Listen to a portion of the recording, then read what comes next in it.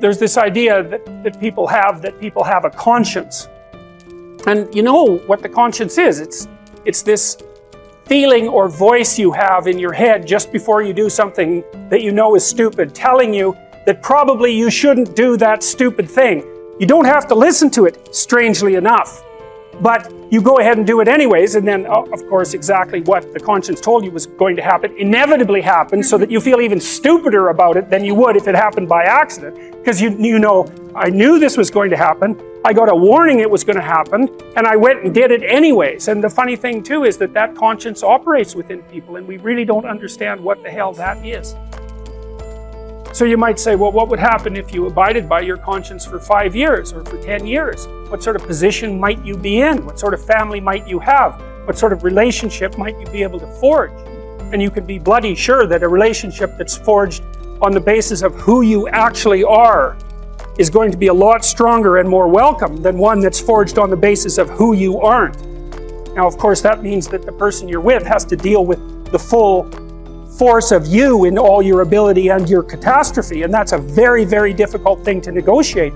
But if you do negotiate it, well, at least you have something, you have somewhere solid to stand, and you have somewhere to live, you have a real life, and it's a great basis upon which to bring children into the world, for example, because you can have an actual relationship with them instead of torturing them half to death, which is what happens in a tremendously large minority of cases.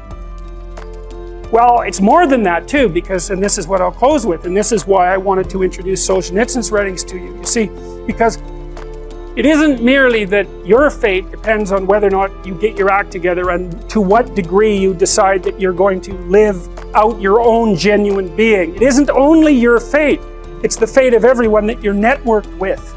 And so, you think, well, there's 7 billion people in the world. We're going to peak at about 9 billion, by the way, and then it'll decline rapidly, but 7 billion people in the world, and who are you? You're just one little dust mote among that 7 billion, and so it really doesn't matter what you do or don't do, but that's simply not the case. It's the wrong model, because you're at the center of a network. You're a node in a network. Of course, that's even more true now that we have social media. You'll know 1,000 people, at least over the course of your life, and they'll know 1,000 people each, and that puts you one person away from 1 million, and 2 persons away from 1 billion. And so that's how you're connected, and the things you do, they're like dropping a stone in a pond. The ripples move outward, and they affect things in ways that you can't fully comprehend, and it means that the things that you do and that you don't do are far more important than you think. If you can teach people to stand up in the face of the things they're afraid of, they get stronger. And you don't know what the upper limits to that are, because you might ask yourself, like, if for 10 years, if you didn't avoid doing what you knew you needed to do, by your own definitions, right, within the value structure that you've created, to the degree that you've done that, what would you be like? Well, there are remarkable people who come into the world from time to time, and there are people who do find out over decades-long periods what they could be like if they were who they were, if they spoke their being forward. And they get stronger and stronger and stronger, and we don't know the limits to that. We do not know the limits to that. And so you could say, well, in part, perhaps the reason that you're suffering unbearably can be left at your feet, because you're not everything you could be, and you know it. And of course, that's a terrible thing to admit, and it's a terrible thing to consider, but there's real promise in it, right? Because it means that perhaps there's another way that you could look at the world, and another way that you could act in the world, so what it would reflect back to you would be much better than what it reflects back to you now.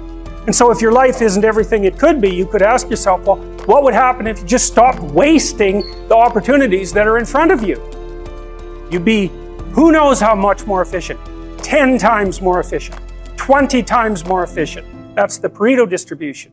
You have no idea how efficient people get. It's off the charts.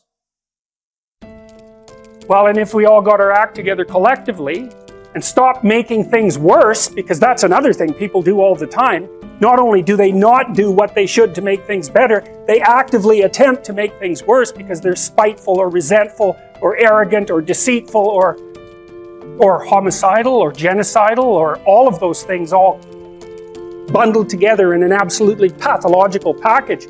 If people stop really, really trying just to make things worse, we have no idea how much better they would get just because of that.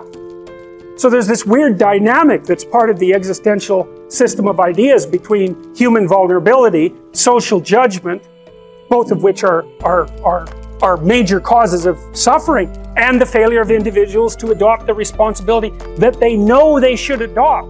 Two major problems that people face, obviously, are suffering, tragedy, and malevolence.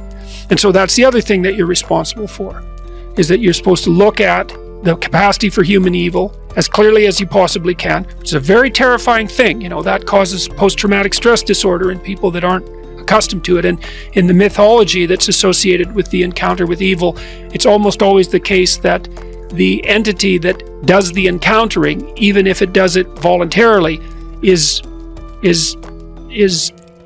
hurt by it. The idea would be that if you can face the malevolence and you can face the suffering, then that opens the door to your maximal potential. And then the optimistic part of that is, and this is why it's so useful to peer into the darkness, let's say, the optimistic part of that is that although the suffering is great and the malevolence is deep, your capacity to transcend it is stronger. If you set out a path towards a goal, which you want to do because you need a goal and you need a path, because that provides you with positive emotion, right? So you set up something as valuable, so that implies a hierarchy. You set up something as valuable. You decide that you're going to do that instead of other things, so that's kind of a sacrifice, because you're sacrificing everything else to pursue that. And then you experience a fair bit of positive emotion and meaning as you watch yourself move towards the goal. And so the implication of that is the better the goal, the more full and rich your experience is going to be when you pursue it. So that's one of the reasons that's one of the reasons for developing a vision and for fleshing yourself out philosophically, because you want to aim at the highest goal that you can manage. Okay, so you do that, and then what you'll find is that as you move towards the goal, there are certain things that you have to accomplish that frighten you. Maybe you have to learn to be a better speaker, a better writer, a better thinker, or you have to be better to people around you, or you have to learn some new skills and you're afraid of that, whatever, because it's going to stretch you if you pursue a goal, and so that'll put you up against challenges. Okay, so all the clinical data indicates, well, the opposite of safe spaces, as Jonathan Haidt has been pointing out, that what you want to do when you identify something that someone is avoiding that they need to do because they're afraid, you have them voluntarily confront it. And so you break it down. What you try to do, if you're a behavior therapist, is you break down the thing they're avoiding into smaller and smaller pieces until you find a piece that's small enough so they'll do it. And it doesn't really matter as long as they start it. Then they can put the next piece on and the next piece. And what happens is they don't get less afraid exactly, they get braver. It's like there's more of them. And here's why. So imagine you do something new, and that's informative, right? There's information in the action, and then you can incorporate that information and turn it into a skill and turn it into a transformation of your perceptions. So there's more to you because you've tried something new. So that's one thing. The second thing is, and there's good biological evidence for this now, that if you put yourself in a new situation, then new genes code for new proteins and build new neural structures and new nervous system structures. Same thing happens to some degree when you work out, right? Because your muscles are responding to the load, but your nervous system does that too. So you imagine that there's a lot of potential you locked in your genetic code. And then if you put yourself in a new situation, then the stress, that's the situational stress that's produced by that particular situation, unlocks those genes and then builds new parts of you. And so that's very cool, because who knows how much there is locked inside of you. Okay, so now here's the idea. So let's assume that scales as you take on heavier and heavier loads. That more and more of you get more and more informed because you're doing more and more difficult things, but more and more of you gets unlocked. And so then what that would imply is that if you got to the point where you could look at the darkest things, so that would be the abyss, right? That would be the deepest abyss. If you could look at the harshest things, like the most brutal parts of the suffering of the world and the malevolence of people and society, if you could look at that straight and directly, that would turn you on maximally. And so that's the idea of rescuing your father, because imagine that you're like the potential composite of all the ancestral wisdom that's locked inside of you biologically.